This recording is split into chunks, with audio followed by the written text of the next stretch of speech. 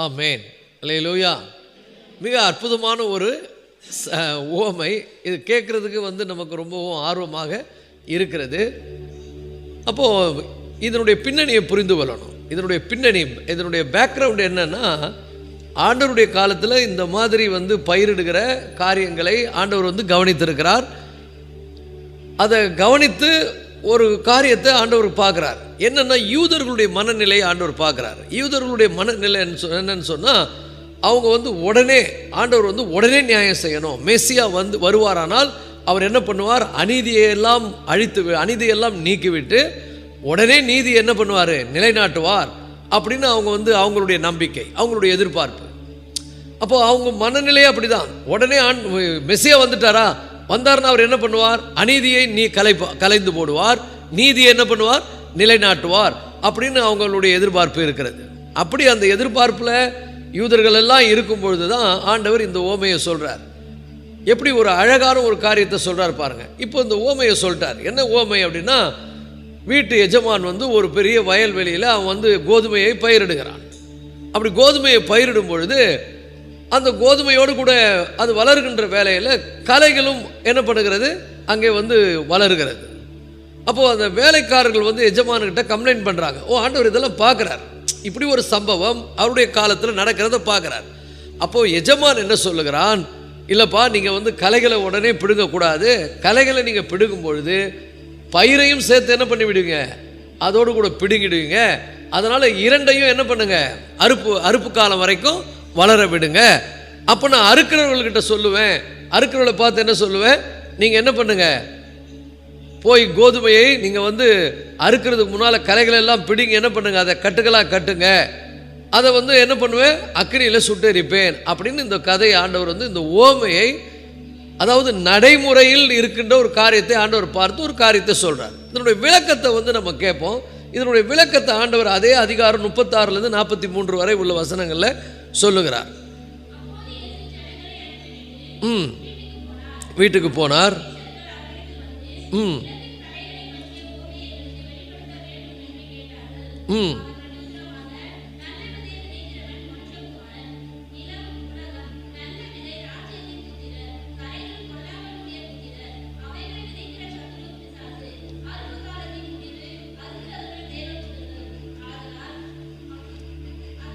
படிங்க, ஃபுல்லாக படிங்க.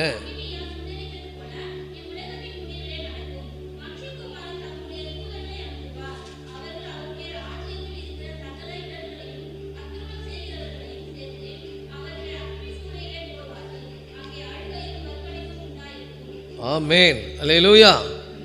அப்போ ஆண்டவர் இந்த ஓமையை எப்படி சொல்கிறார் பாருங்கள். அவர் அவங்க அதற்கு விளக்கத்தை கேட்கும்போது அதை மறுக்கலை. உடனே ஆண்டவர் அவர்களுக்கு சொல்லுகிறார், நிலம் நல்ல விதை விதைக்கிறவன் மனுஷகுமாரன். இப்போ நல்ல விதையை விதைக்கிறவர், ரட்சிப்பின் ஊற்றை திறந்து ரட்சிப்பின் விதையை விதைக்கிறவர் யார் என்றால் ஆண்டவராக இயேசு கிறிஸ்து. இயேசு கிறிஸ்து இந்த உலகத்தில் எதற்காக வந்தார் என்று சொன்னால், பாவிகளை ரட்சிக்க கிறிஸ்து இயேசு உலகத்தில் வந்தார். அப்போ நல்ல விதையை விதைக்கிறவர் யார் என்று சொன்னால் மனுஷகுமாரன், ஆண்டவராக இயேசு கிறிஸ்து. அவரை விசுவாசித்து, அவருடைய வார்த்தையை விசுவாசித்து அவரை ஏற்றுக்கொண்டு அவருடைய பிள்ளைகளாய் வாழ்கிறவர்கள் யாருன்னு சொன்னால் கோதுமை. அவருடைய பிள்ளைகளாய் வாழ்கிறவர்கள் கோதுமை.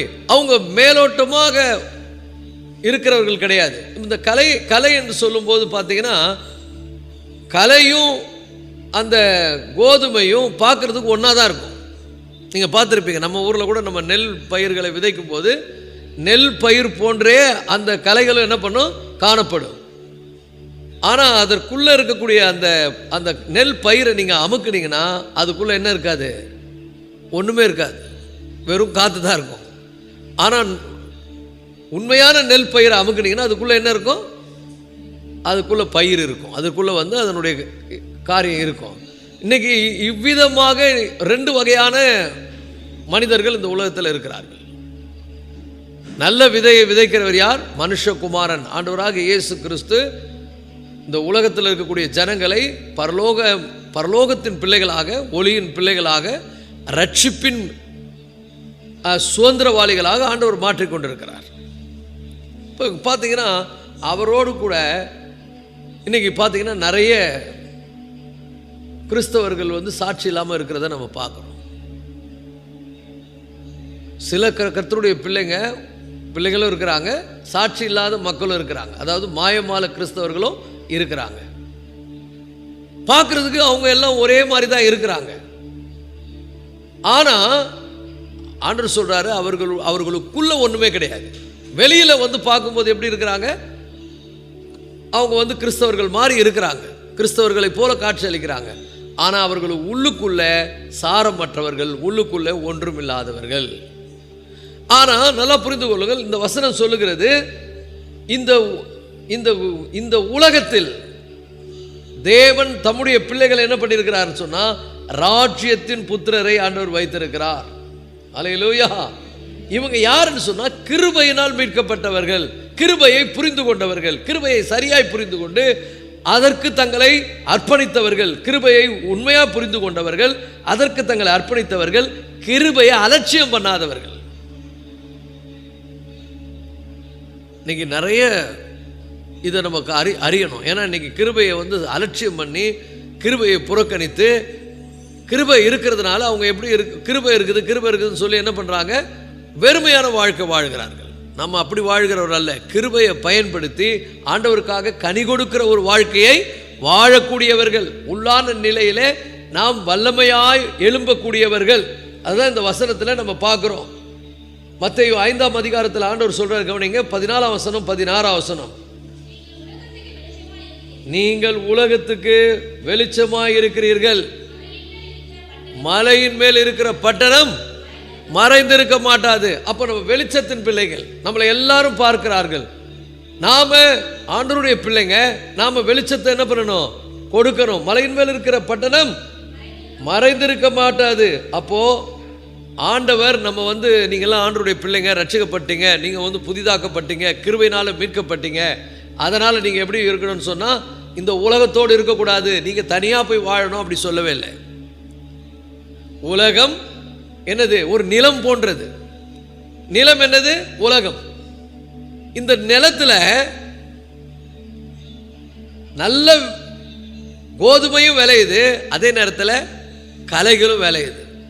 இந்த கோதுமையும் கலை எங்க இருக்குதுன்னு சொன்னா தனித்தனியா இல்லை, ரெண்டும் ஒன்னா தான் இருக்குது. ஆனா அந்த கோதுமை, உண்மையான கோதுமைக்குள்ள என்ன இருக்குன்னா, உள்ளே கனி இருக்கிறது, உள்ள சாரம் இருக்கிறது.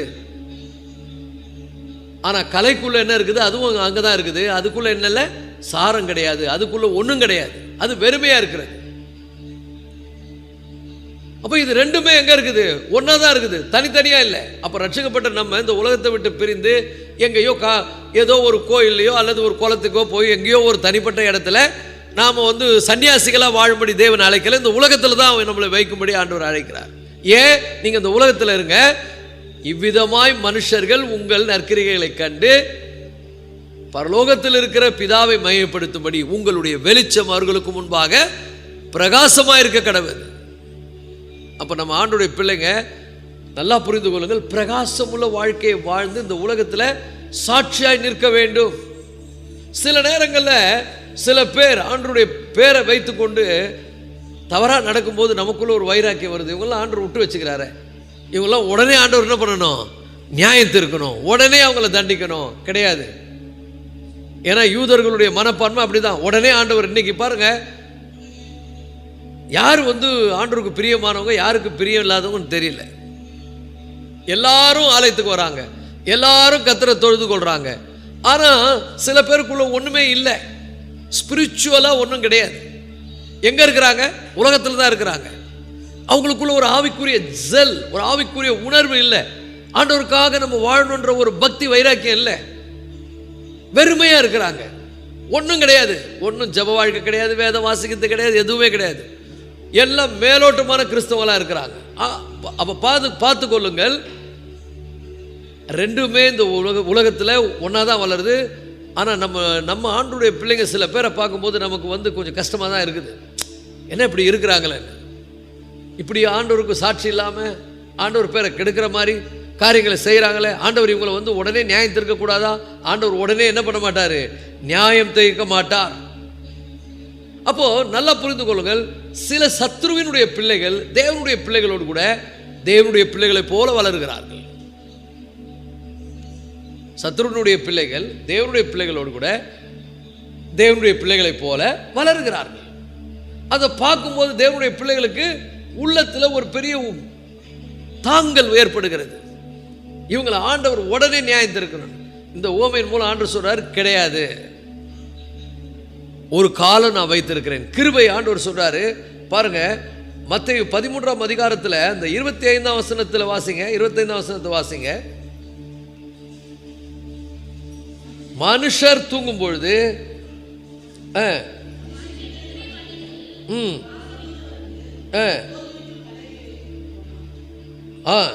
படிங்க. 38ஆம் வசனத்தை படிங்க. 38, 39 2 வசனங்களை படிங்க.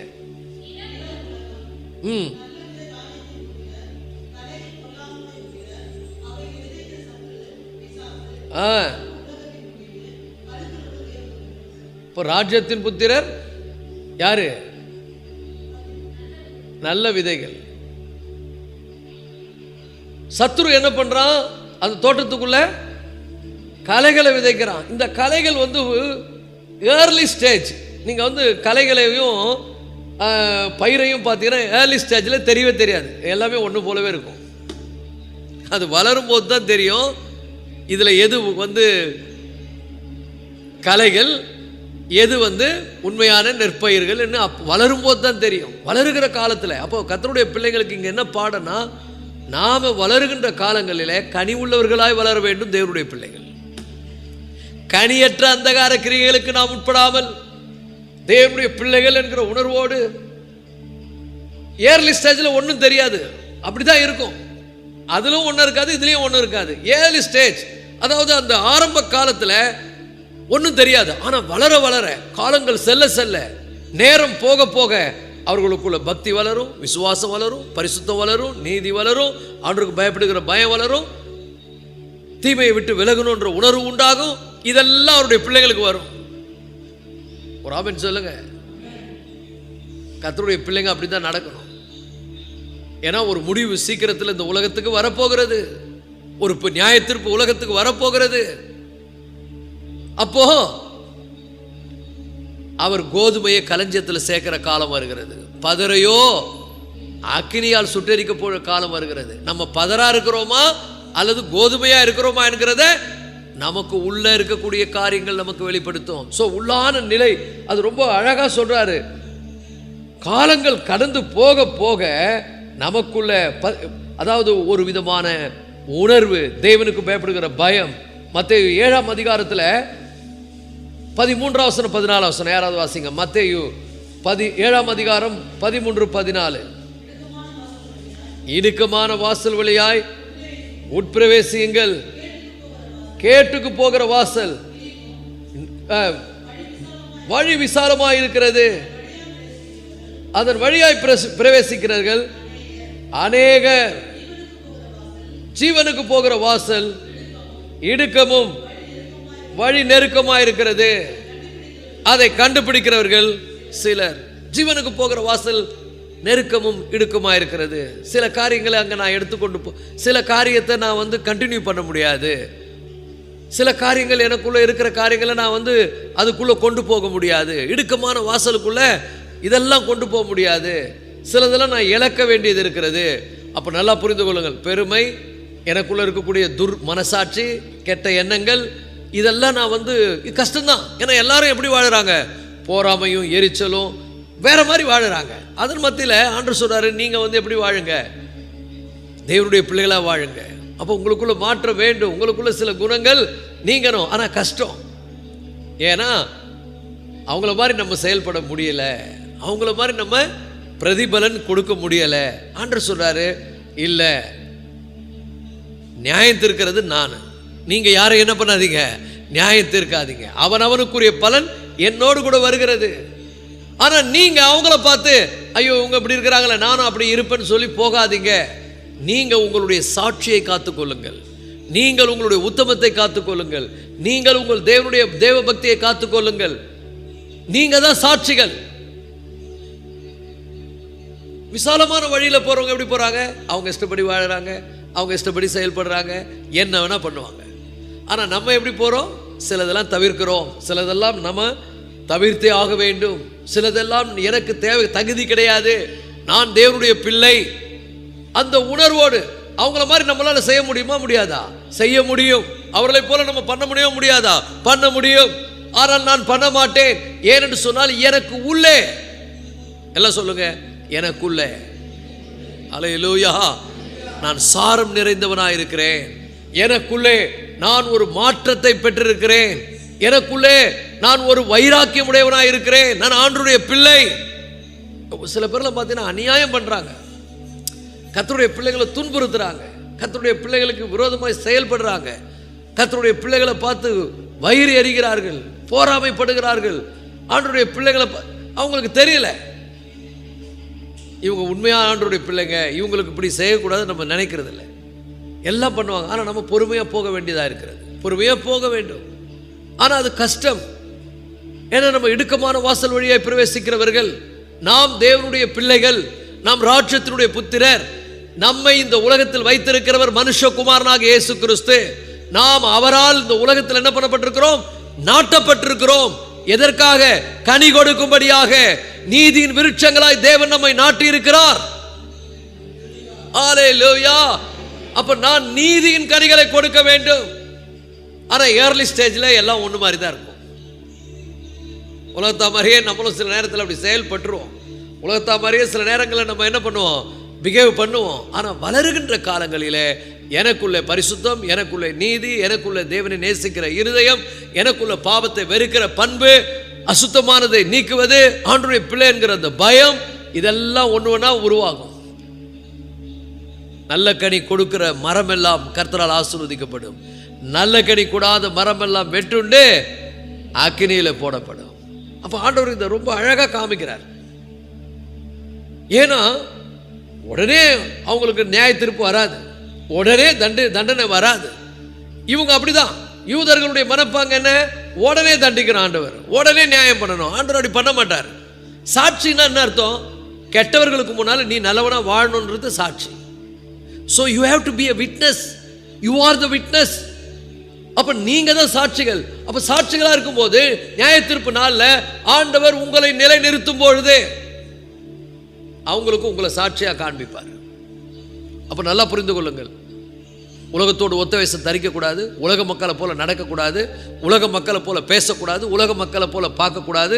ஒருவேளை ஆரம்ப ஸ்டேஜில் அப்படி நம்ம நடந்திருந்தாலும் வளர்கின்ற காலங்களிலே கனி நிறைந்தவர்களாய், சாரம் உள்ளவர்களாய் வாழ வேண்டும். அல்லேலூயா. அதனாலதான் ஆண்டவர் நிறைய இடத்துல சொல்றார், உங்களுக்குள்ளே சாரம் நிறைந்தவர்களாய் இருங்கள். உப்பானது சாரமற்று போனால் எதனாலே சாரமாக்கப்படும்? வெளியில கொட்டப்படுவதற்கும் மனுஷரால் மிதிக்கப்படுவதற்கும் ஒன்று வேறொன்றுக்கும் உதவாது. அப்ப நம்ம நல்லா புரிந்து கொள்ளுங்கள், நமக்குள்ளே சாரம் நிறைந்தவர்களாக இருக்கணும். I am a Christian, I am a Christian, I am a faithful Christian. நான் ஒரு சாட்சி. அப்ப நம்ம சில பேர் என்ன நினைக்கிறாங்க, இவங்க வந்து இளிச்சவாயன், இவங்க இயேசுப்பா பேர, இவங்க இயேசுப்பா இவங்க கூட இருக்கிற வரைக்கும் நம்ம என்ன வேணா பண்ணலான்னு பண்றாங்க. நியாய தீர்ப்பு வருகிறது, வெகு வெகு வேகமாக வருகிறது. கர்த்தருடைய பிள்ளைகளே, சாட்சிகளை வாழ்வது அவசியம். அவங்கள பார்த்து நம்ம செய்யக்கூடாது, நம்ம வித்தியாசமாக தான் வாழணும். ஏன்னா நம்ம இந்த உலகத்தில் வைத்திருக்கிறவர் மனுஷகுமாரன், நம்மை ஒரு நோக்கத்தோடு வைத்திருக்கிறார். நம்மளை தனியாக கொண்டு போய் எங்கேயோ ஒரு காட்டில் நீ தனியாக வாழு, நீ அப்படி வைக்கல. எல்லாரோட கர்த்தர் வைத்திருக்கிறார். எல்லாரும் நம்மளை பார்க்கணும். இவ்விதமாய் மனுஷர்கள் உங்கள் நற்கிரிகைகளை கண்டு காண வேண்டும். அப்ப நம்ம பரிசுத்தமா வாழணும். நம்ம ஜெப வாழ்க்கை, நம்ம உத்தமம், நம்முடைய குணங்கள் டிஸ்பிளே ஆகணும். ஒரு ஆமென் சொல்லுவோமா? அப்ப நல்லா புரிந்து கொள்ளுங்கள் கர்த்தருடைய பிள்ளைகளே, ஆண்டவருக்குள்ள ஒரு பெரிய வைராக்கியம் எனக்குள்ள தேவை. I am a different person. நான் கர்த்தருடைய பிள்ளை. ஐயோ நான் இப்படி செய்திடக்கூடாது, நான் இப்படி நடந்துடக்கூடாது, நான் இப்படி பிஹேவ் பண்ணக்கூடாது. ஏர்லி ஸ்டேஜில் அப்படிதான் சில நேரங்கள் அப்படி இருப்போம். அதான் சொன்னேன், பயிரும் கலையும் வளரும் போது பார்க்கறதுக்கு ஒன்றா தான் இருக்கும். வளர வளர மாற்றங்கள் வந்து கொண்டிருக்கும். பக்கத்தில் பார்த்து கேளுங்க, உங்களுக்குள்ள ஏதாவது மாற்றம் வந்திருக்குதா? உள்ள பரிசுத்தாவியானவர் வேலை செய்கிறார். பரிசுத்தாவியானவர் தம்முடைய வார்த்தையை கொண்டு உணர்த்துகிறார். பரிசுத்தாவியானவர் என்னை எச்சரிக்கிறார். I have to be aware of this evil world. இந்த தீமை நிறைந்த உலகத்தில், இந்த இருள் நிறைந்த உலகத்தில் நான் வெளிச்சத்தின் பிள்ளையாய் நடக்க வேண்டியது அவசியம். ஒரு ஆமென் சொல்லுவோமா? அப்போ நல்லா புரிந்து கொள்ளுங்கள் கர்த்தருடைய பிள்ளைகளே, அந்த வைராக்கியம் நமக்கு தேவை. அதில் 27 13ஆம் அதிகாரம் 27லேருந்து 29 வரைக்கும் படிங்க. வீட்டு எஜமானுடைய வேலைக்காரர் ஆண்டவரே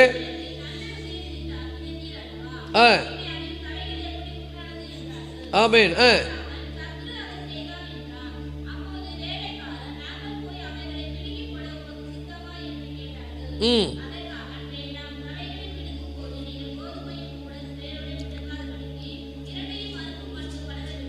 ஆண்டவர் இந்த மேட்டரை எங்கேயோ கேட்டுக்கிறார். அவருடைய காதில் பட்டுக்குது, பார்த்துருக்கிறார். யாரோ ஒரு வீட்டு எஜமான் கிட்ட இந்த மாதிரி ஒரு வேலைக்காரன் வந்து சொல்லும் போது அந்த எஜமான் இப்படி சொல்றத கேட்கிறார். அப்ப அதை வந்து பாருங்க, நடைமுறை. இது வந்து ஏதோ கற்பனை பண்ணி ஆண்டவர் பேசல. அன்னைக்கு வழக்கமா என்ன பார்த்தாரோ அதை வழக்கமா வந்து இல்லுஸ்ட்ரேஷன் பண்றார். அதை வந்து நேரடியாக அவங்களுக்கு சொல்றார். அப்போ அது ஜனங்களுக்கு புரிகிறது. இப்போ யூதர்களுடைய மென்டாலிட்டியில் என்னன்னு சொன்னா, இவர் மெசியா தானே, இவர் எதுக்கு வந்திருக்கிறாரு? உலகத்தை நியாயத்திற்கு வந்திருக்கிறாரு, உடனே நியாயத்திருக்கணும். இன்னைக்கு நிறைய பேர் அப்படிதான். நம்ம ஆண்டவருடைய பிள்ளைகளாக வாழும்போது சில பேர் பண்ணுறதெல்லாம் பார்த்தா உள்ளுக்குள்ள ஒரு பெரிய வேதனை இருக்கும்போது நம்ம சொல்லுவோம், கண்டிப்பாக ஆண்டவர் அவங்களை அடிக்கணும்னு நினைப்போம். அடிக்கவே மாட்டார், விட்டுருவார். நம்ம நினைப்போம் இதுங்கெல்லாம் ஆண்டவர் வந்து ஒன்றும் பண்ணாமல் இருக்கிறாரே, பண்ண மாட்டார். இது யூதர்களுடைய மென்டாலிட்டி, ஜூஸ் மென்டாலிட்டி. ஒரு முறை இயேசு என்ன பண்ணுறாருன்னா, சமாரியாருடைய நாட்டு வழியாக நடந்து போகிறார், சீசர்களோட போகிறார். அந்த ஊரில் இருக்கிறவங்க ஏசப்பாவுக்கு தங்குறதுக்கு இடம் கொடுக்க மாட்டேன்றாங்க. எவ்வளோ பாருங்க, அது எவ்வளோ ஆச்சரியம் பாருங்க. வானத்தையும் பூமிக்கும் சொந்தக்காரர், இந்த பூமிக்கு சொந்தக்காரர். அதான் ஆண்டவர் சொல்றாரு, நரிகளுக்கு குழிகளும் மகாகாய்த்து பறவைகளுக்கு கூடுகளும் உண்டு, மனுஷகுமாரனுக்கோ தலை சாக்க இடமில்லை. பாருங்க, அவனுக்கு இடம் கொடுக்க மாட்டேன்றாங்க. இடம் கொடுக்க மாட்டேன்ன உடனே ஆண்டவர் அதை பெருசாக எடுத்துக்கல, அது ஒன்றும் பெருசாக எடுத்துக்கல. அவர் வந்து ஓகே அப்படின்னு அவர் ஒரு மனநிலையில் இருக்கு. அவர் சொல்ற, அவர் வந்து அற்புதமான தேவன், விட்டு கொடுக்குறார். சீசர்கள் சொல்றாங்க, யோவானும் யாக்கோபும் சொல்றாங்க, ஆண்டவரே இந்த ஊரை விடக்கூடாது ஆண்டவரே, உடனே வானத்திலிருந்து அக்கினி இறக்கி இந்த ஊரை சாம்பல் ஆக்கின்றாங்க. என்ன மென்டாலிட்டி பாருங்க, உடனே நியாயத்திற்கு. யூதர்களுடைய அது வாசிங்க, லூக்கா எழுதின புஸ்தகம் 9ஆம் அதிகாரம் 54ஆம் வசனம். லூக்கா 9:54. லூக்கா 9:54.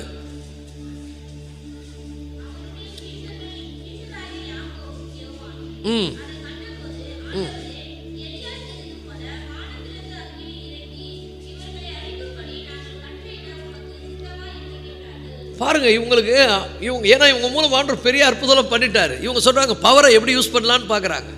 இப்போ மேலே உள்ள வசனத்தில் வாசிக்கிறோம், அவர் எருசலேமுக்கு போக நோக்கமாக இருந்தபடினால் அவ்வூரார் அவரை ஏற்றுக்கொள்ளவில்லை. சமாரியாவுக்கு போறார் ஆண்டவர். அது 52ஆம் வசனத்தில், தமக்கு முன்னாக தூதர்களை அனுப்பினார், அவர்கள் போய் அவருக்கு இடத்தை ஆயத்தம் பண்ணும்படி சமாரியருடைய ஒரு கிராமத்திலே பிரவேசித்தார்கள். இப்போ ஒன்றும் இல்லை, நீங்கள் ஒரு ஊருக்கு போகிறீங்க, அங்கே போய் ஹோட்டலில் ரூம் எடுக்கிறீங்க. ஹோட்டலில் போய் ரூம் எடுக்கும்போது உனக்கெல்லாம் ரூம் கொடுக்க மாட்டேன் போயான்னாக்கா எப்படி இருக்கும் பாருங்க. சமாரியாருடைய ஊரில் ஆண்டவருக்கு தங்கறதுக்கு இடம் கொடுக்க மாட்டேன்றாங்க.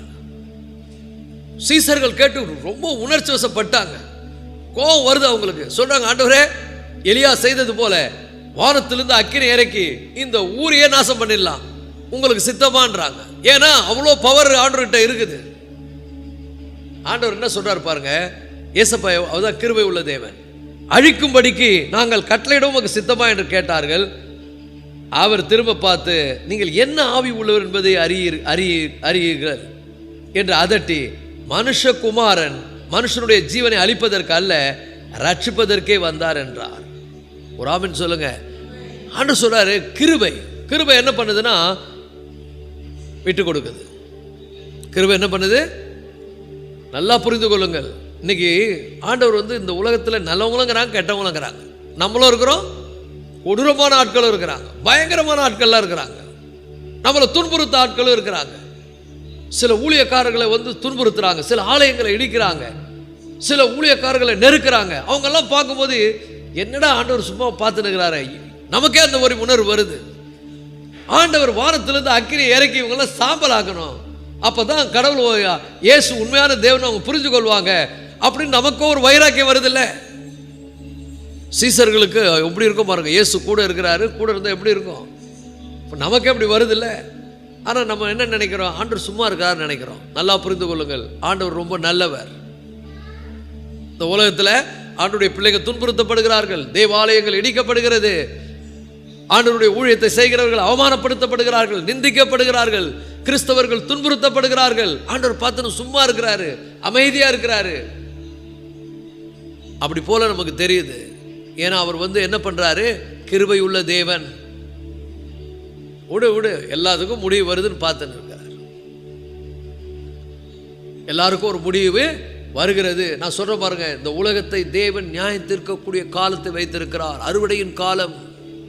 There is a time for harvest, there is a time for judgment. இந்த உலகத்தை ஆண்டவர் நியாயம் தீர்க்க ஒரு காலத்தை என்ன பண்ணியிருக்கிறார்? வைத்திருக்கிறார். தேவன் மனிதன் பார்க்கிறபடி பார்க்கிறவர் அல்ல, மனுஷன் முகத்தை பார்க்கிறான், தேவனோ இருதயங்களை பார்க்கிறவர். எல்லாருக்கும் தெரியும், எல்லாம் பார்த்து கொண்டுதான் இருக்கிறார். யாரெல்லாம் அவருடைய பிள்ளைகளுக்கு விரோதமாக செயல்படுகிறார்கள், யாரெல்லாம் அவருடைய ஊழியக்காரர்களை துன்புறுத்துகிறார்கள், யாரெல்லாம் அவருடைய ஊழியக்காரருக்கு விரோதமாக எழும்புகிறார்கள், யாரெல்லாம் உண்மையா ஆண்டவரை தொழுது கொள்ளுகிறவர்களை வேதனைப்படுத்துறாங்க, ஆண்டவருக்கு தெரியும். அவங்க நினைச்சுக்கிறாங்க, நாங்க பண்றது தான் கரெக்டு, நாங்க இப்படிதான் பண்ணுவோம், இதுவும் பண்ணுவோம், இதுக்கு மேலேயும் பண்ணுவோம், ஆண்டவர் இருந்தா இதை கேட்க வேண்டியது தானே அப்படின்னு நம்ம கூட சில நேரத்தில் நினைக்கிறோம். ஏன் ஆண்டவர் விட்டு வைக்கிறார்? ஆண்டவர் விட்டு வைக்கிறார்னா ஒரு நோக்கத்துக்காக ஆண்டவர் விட்டு வைக்கிறார். அல்லேலூயா. சோ நல்லா புரிந்து கொள்ளுங்கள், ஆண்டவர் மிகவும் கிருபை உள்ளவர். அவர் என்ன பண்றாரு? பொறுமையோடு அவர் காரியங்களை நடத்துகிறவர். 2 பேதுரு 3ஆம் அதிகாரம் 9ஆம் வசனத்தில் வாசிக்கிறோம், ஆண்டவர் எவ்வளவு பொறுமையா இருக்கிறார் என்பதை குறித்து.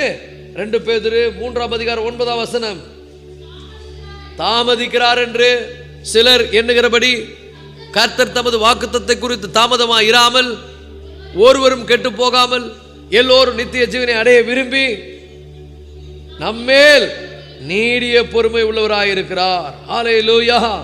ஆண்டவர் என்ன பண்றாரா? நம்மேல் நீடிய பொறுமை உள்ளவராயிருக்கிறார். அப்ப நல்லா புரிஞ்சு கொள்ளுங்கள், ஒரு நாள் ஒன்று வரப்போகிறது. அந்த நாள்ல இந்த வசனத்தின்படி காரியங்கள் நடக்கும். 13ஆம் அதிகாரம் 40லிருந்து 42 வரை உள்ள வசனங்கள். 40, 42.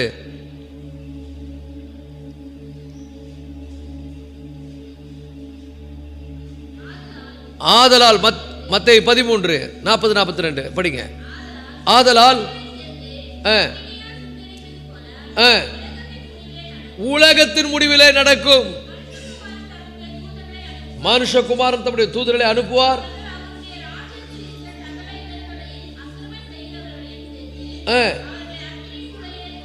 அக்கினி சுவாலையில போடுவார்கள், அங்கே அழுகையும் பற்கடிப்பு உண்டாகும். நல்லா புரிஞ்சுங்க, ஒரு காலம் வருகிறது, அப்ப ஆண்டவர் அந்த வித்தியாசத்தை காமிக்க போறார். பதரை என்ன பண்ணுவாராம்? கலைகளை சேர்த்து கட்டி அதை அக்கினி சுவாலையில போடுவார். இன்னைக்கு யாரெல்லாம் ஏசப்பாவுடைய பிள்ளைகளை துன்புறுத்துறாங்களோ, ஏசப்பா பிள்ளைகளுக்கு விரோதமாக செயல்படுகிறார்களோ, யாரெல்லாம் ஆண்டவருடைய பிள்ளைகளை வேதனைப்படுத்துறாங்களோ, ரொம்ப ஜாக்கிரதையா இருக்கணும். இன்னைக்கு அவர்களுக்குன்னு ஒரு காலத்தை தேவன் என்ன பண்ணியிருக்கிறார்? வைத்திருக்கிறார். அப்போ கலைகள் எல்லாம் பிடுங்கப்படக்கூடிய ஒரு காலம் வருகிறது.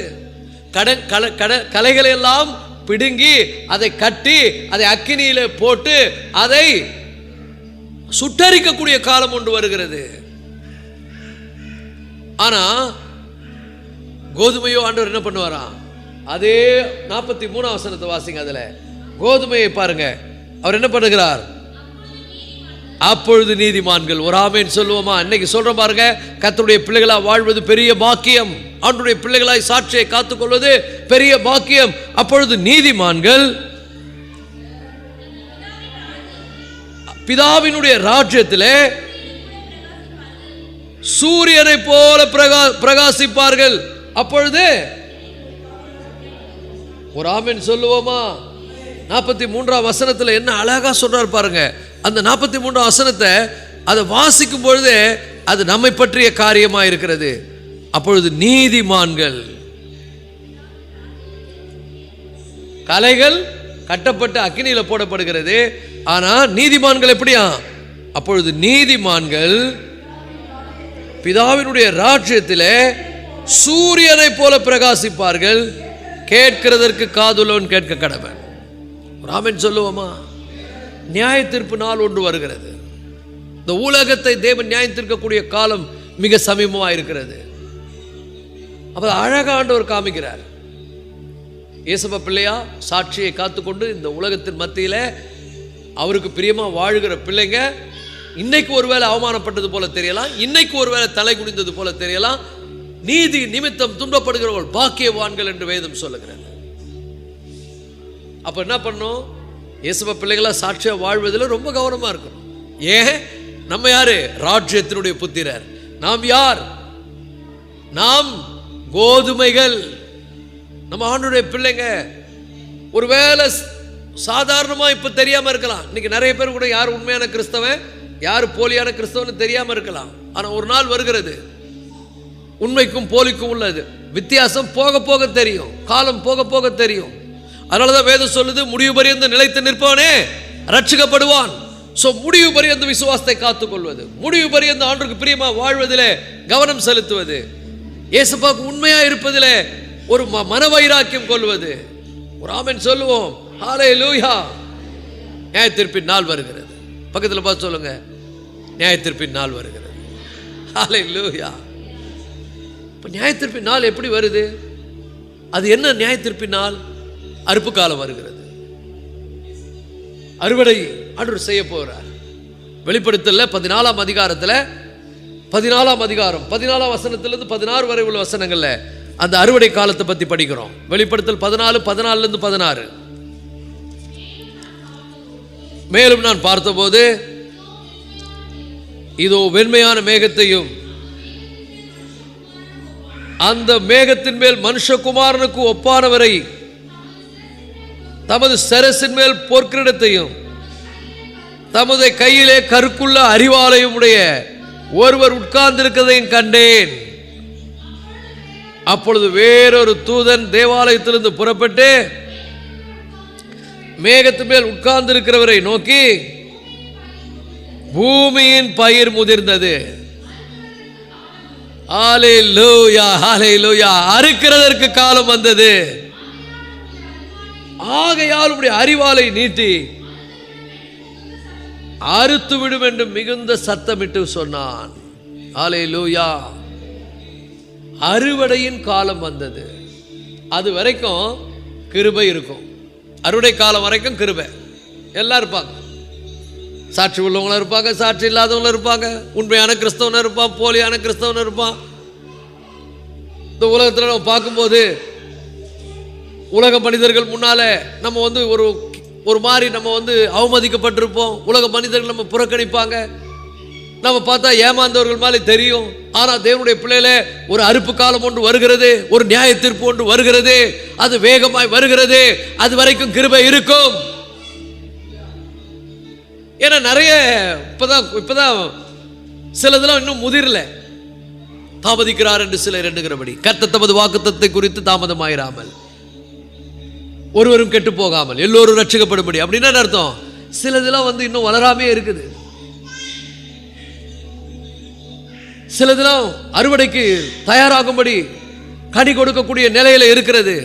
ஆண்டவர் தம்முடைய நமக்கு காலத்தை கிருபையாய் கொடுத்திருக்கிறார். சோ இந்த வசனம் சொல்லுகிறது, கிருபையின் காலம் நமக்கு கொடுக்கப்பட்டிருக்கிறது. நாம் வாழ்கின்ற காலம் கிருபையினுடைய காலம். யோவான் 13:26 ஆண்டவர் சொல்றாரு. யோவான் 13:26 இயேசு பிரதித்திரமாக, நான் இந்த துணிக்கையை தோய்த்து எவனுடைய வாயில் வைக்கிறேனோ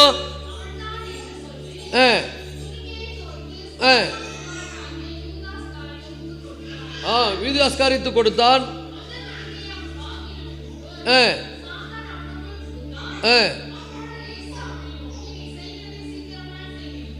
ஆமென் அல்லேலூயா. நல்லா புரிந்து கொள்ளுங்கள், ஆண்டவர் அவன் செய்யறதுக்கு அனுமதிக்கிறார். தீமை இந்த உலகத்தில் செய்யப்படுவதற்கு ஆண்டவர் அனுமதிக்கிறார். நீ போய் செய், நீ செய்யறத சீக்கிரமா செய். அதே மாதிரி சிலுவையில் என்ன ஜெபம் பண்றாரு?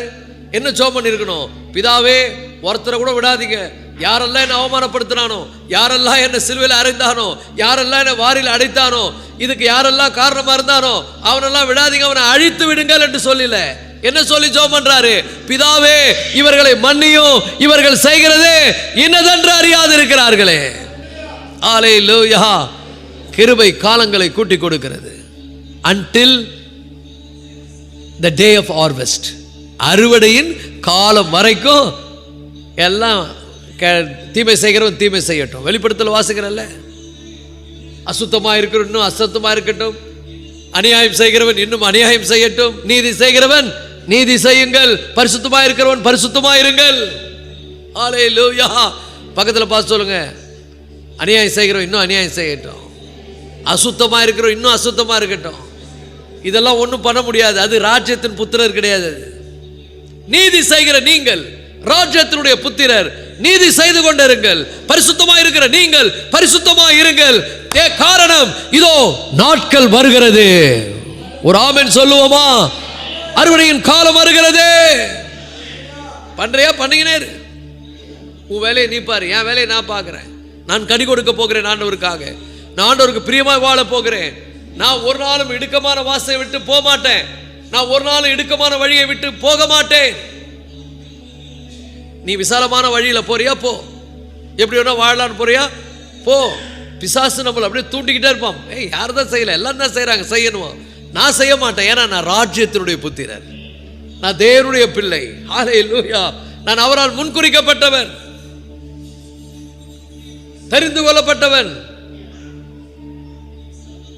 ஒரு நாள் வருகிறது, ஆண்டவர் என்ன சொல்றாரு?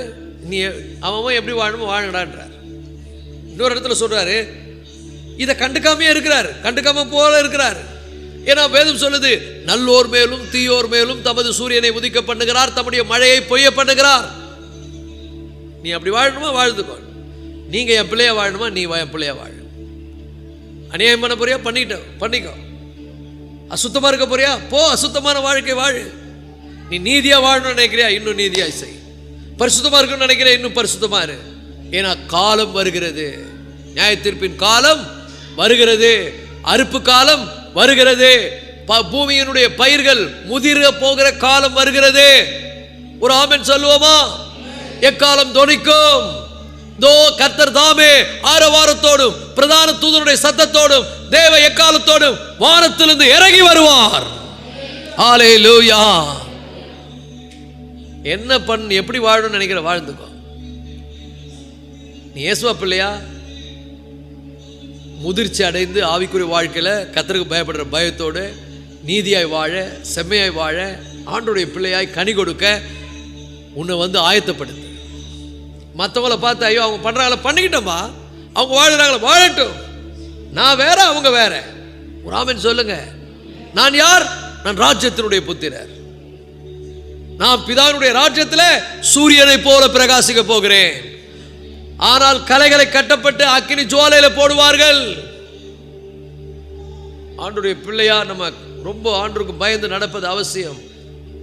ரொம்ப நெருக்கமான காலத்தில் இருக்கிறோம், கர்த்தருடைய வருகையின் காலத்தில் இருக்கிறோம். கர்த்தருடைய பிள்ளைகளே, ஆண்டவர் நம்ம ஒரு நோக்கத்தோடு இந்த உலகத்தில் வைத்திருக்கிறார். நம்மை உலகத்தில் உப்பாய் வைத்திருக்கிறார், உலகத்தில் வெளிச்சமாய் வைத்திருக்கிறார், உலகத்தில் நீதியின் விருட்சங்களாய் தேவன் வைத்திருக்கிறார். உலகத்தில் இந்த நிலமாகிய உலகத்தில் என்னை கோதுமையாய் கர்த்தர் விதைத்திருக்கிறார். I must be a fruitful person in the field, in the world. இந்த உலகத்தில் நான் ஒரு ஃப்ரூட்ஃபுல்லா இருக்கணும். ஒரு ஆமென் சொல்லுவோமா? ஆரம்ப காலத்தில் ஒருவேளை எல்லாரும் மாதிரி இருந்திருக்கலாம், ஆரம்ப காலத்தில் ஒருவேளை அடையாளம் தெரியாம இருந்திருக்கலாம். ஆனா காலங்கள் செல்ல செல்ல வளர வளர கனி நிறைந்த வாழ்க்கை அவசியம். ஒரு ஆமென் சொல்லுவோம். கனி நிறைந்த வாழ்க்கை அவசியம். ஹல்லேலூயா. அப்ப நல்லா புரிந்து கொள்ளுங்கள். அன்று சொல்றார், அவர்கள் நடுவில் இருந்து நீங்கள் புறப்பட்டு போய் பரிசுத்தம் அசுத்தமானதை தொடாதிருங்கள் என்றார். அவங்க அசுத்தமானதை தொட்டுக்கொண்டு, அசுத்தமானதை செய்து கொண்டு, அசுத்தமான சிந்தையோடு, பொலிட்டட் மைண்டோடு வாழ்வாங்க. ஆனா நானும் சுத்திகரிக்கப்பட்ட வாழ்க்கை வாழ்வேன். இயேசு ரத்தத்தினால் கழுவப்பட்டு சுத்திகரித்து கொண்டு நீதி உள்ள ஒரு மனிதனாய், நீதி உள்ள ஒரு பாத்திரமா என்ன பண்ணுவேன்? வாழ்வேன். ஒரு ஆமென் சொல்லுவோமா? ஹல்லேலூயா. ஏன்? தேவன் இந்த உலகத்தில் என்னை வைத்திருக்கிறார். I am saved by Christ through grace. கிறிஸ்துவின் மூலம் கிருபையினாலே நான் மீட்கப்பட்டவன், ஆட்டுக்குட்டியின் இரத்தத்தினால் கழுவப்பட்டவன். ஒரு ஆமென் சொல்லுவோமா? ஹல்லேலூயா. சோ நல்லா புரிந்து கொள்ளுங்கள், உங்க ரட்சிப்பை வந்து நீங்க காத்துக்கொள்ளுங்கள். இதுவரைக்கும் வளராததை வளர ஆரம்பிங்க. Fruitful Christian, give some fruit. சில பயிரெல்லாம் பார்த்தீங்கன்னா அப்படியே நோயினால அப்படியே வாடி போயிருக்கும். ஏதாவது ஒரு நோய் தாக்கியிருக்கும், அதை பார்த்துக்கிறீங்களா? உடனே அதுக்கு என்ன பண்ணுவாங்க? மருந்து அடிப்பாங்க. அது மாதிரி சில பயிருக்கெல்லாம் மருந்து அடிக்க வேண்டியது இருக்குது. அது நோஞ்சு போயிட்டு இருக்குது, அதில் கனி வரலை. But still you have a grace. Still அவர் மருந்து அடிப்பார். உனக்கு வந்து ஊட்டச்சத்துக்களை கொடுப்பார். நல்ல கனி தரும் மரல, நல்ல கனி கொடுக்கக்கூடிய நல்ல உரமிடுவார். Come up, come on, rise up for Christ. அன்றுக்காக என்ன பண்ணு? ஒரு ஃப்ரூட்ஃபுல்லா வாழ எழும்பு. அப்படியே உலகத்தார பார்த்து போயிடாத, டர்ட்டி மைண்டோட வாழாத. உங்களை சுத்திகரித்துக் கொள்ளுங்கள். ஒரு ஆமென் சொல்லுவோமா? ஹல்லேலூயா. அப்ப நல்லா புரிந்து கொள்ளுங்கள், எந்த விதமான அச்சமும் இல்லாமல், எந்த விதமான வெக்கமும் படாமல் இயேசுவின் பிள்ளையாய் வாழுங்கள். ஆண்டவருடைய பிள்ளைன்னு சொல்றதுக்கு வெக்கப்படாத. இயேசுவ பிள்ளைன்னு சொல்லி சாட்சியா வாழ். போற இடத்துல இயேசுவ பிள்ளை இருக்கிற அடையாளத்தை காண்பி. உன்னை பார்க்குறவங்க தெரிஞ்சுக்கிட்டோம், ஐ அம் எ கிறிஸ்டியன், நான் தேவனுடைய பிள்ளை, நான் இப்படிதான் இருப்பேன்றதை தெரிந்து கொள்ளட்டும். ஒரு ஆமென் சொல்லுவோமா? சோ நல்லா புரிந்து கொள்ளுங்கள், சத்தியத்துக்கு சாட்சிகளா என்ன பண்ணுங்க? வாழுங்கள் கர்த்தருடைய பிள்ளைகளே. கிருபை ஆண்டவர் நமக்கு தந்திருக்கிறார். கிருபையை கொண்டு என்ன பண்ணுங்க? கனி கொடுக்க ஆரம்பியுங்கள். பக்கத்தில் பார்த்து சொல்லுங்க, ஏதாவது கனி கொடு. 30, 60, 100 ஏதாவது உங்ககிட்ட இருக்கட்டும். 30 இருந்தால் 30லே இருக்காத, கொஞ்சம் ட்ரை பண்ணி 60க்கு வா. 60 இருந்தால் 60ல் இருக்காத, 60லேருந்து 100க்கு வா. ஒரு ஆமென் சொல்லுங்க. ஒன்று வளர்ந்து 30ஆகவும் 60ஆகவும் 100ஆகவும் பலன் தந்தது. பக்கத்தில் பார்த்து சொல்லுங்க, நீ கிறிஸ்தவன் சொன்னால் ஆவிக்குரிய வாழ்க்கையில் உனக்கு வளர்ச்சி இருக்கணும். நீ ஆண்டவருடைய பிள்ளையா இருந்தால் கனி கொடுக்கணும். ஆண்டவருடைய பிள்ளையா இருந்தால் நீ வந்து ஆண்டவருக்காக என்ன பண்ணணும்? ஒரு வைராக்கியம் உள்ள வாழ்க்கையை வாழணும். ஹல்லேலூயா. ஏன்னா நியாய தீர்ப்பு மிகவும் சமீபமாக இருக்கிறது. கர்த்தருடைய வருகை மிகவும் சமீபமாக இருக்கிறது. ஒரு ஆமென் சொல்லுவோம். ஹல்லேலூயா. எத்தனை பேருக்கு புரிஞ்சது இந்த ஓமை? இந்த ஓமையை தெளிவாக புரிஞ்சதுன்னு சொன்னால் கை உயர்த்துங்க. ஹல்லேலூயா. ஏன்னா நிறைய பேர் இந்த ஓமையை படிக்கிறதே இல்லை. ஓமையை படிங்க. ரிச் ட்ரூத் ஹிடன் இன் த பேரபிள்ஸ். இந்த ஓமைகளிலே செழுமை மிக்க ஆரோக்கியமான உபதேசங்கள் உள்ளே நிறைந்திருக்கிறது. அப்ப நல்லா புரிந்து கொள்ளுங்கள். நிலம் எதை குறிக்குது? நிலம் எதை குறிக்குது? ஏமா நிலம் எதை குறிக்குது? இந்த உலகத்தை குறிக்கிறது. கோதுமையை விதைக்கிறவர் யாரு? மனுஷகுமாரன் ஆண்டவராக இயேசு கிறிஸ்து நம்மள கோதுமையா இந்த உலகத்தில் விதைத்திருக்கிறார். கலைகளை விதைக்கிறவன் யாரு? சத்துரு. அல்லேலூயா. உடனே நியாய தீர்ப்பு வரணும்னு நினைக்காத, வளரணும். ஒரு காலம் வரைக்கும் ஆண்டவர் விட்டு வைக்கிறார். அறுப்பு காலம் வருகிறது. அன்னைக்கு ஆண்டவர் என்ன பண்ணுவாரு? எல்லா கலைகளையும் பிடுங்கி அதை கட்டி அக்கினியில போடுவார். கோதுமையோ தம்முடைய களஞ்சத்தில் சேர்ப்பார். நாம் தேவனுடைய பிள்ளைகளாய், ராஜ்யத்தின் புத்திரர்களாய், தேவனுடைய ராஜ்யத்தில் சூரியனை போல பிரகாசிப்போம். ஹல்லேலூயா. எல்லாரும் எழுந்திருப்போமா? இந்த வேலையில் கர்த்தரை நோக்கி நாம் ஜெபிக்க போகிறோம். நல்ல ஒரு செய்தி இன்னைக்கு இந்த ஓமையின் மூலமாக நம்ம கேட்டிருக்கிறோம். கர்த்தருடைய பிள்ளைகளை எல்லாரும் ஆண்டவரை நோக்கி பார்ப்போம்.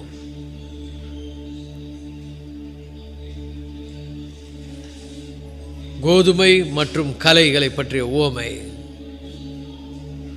இந்த உலகத்தில் தேவன் என்னை ஒரு நோக்கத்தோடு வைத்திருக்கிறார் என்பதையும், நான் கனி கொடுக்க வேண்டும் என்பதையும், நான் வளர்கிற காலத்தில் ஆண்டவருக்காக சாட்சி உள்ள ஒரு வாழ்க்கையை வாழணும், பாவ வாழ்க்கையை விட்டு ஓடி வரணும், கிறிஸ்துவனுடைய அந்த சாரம் நிறைந்த ஒரு மனிதனாய் எழும்ப வேண்டும். ஹல்லேலூயா. ஸ்தோத்திரம்.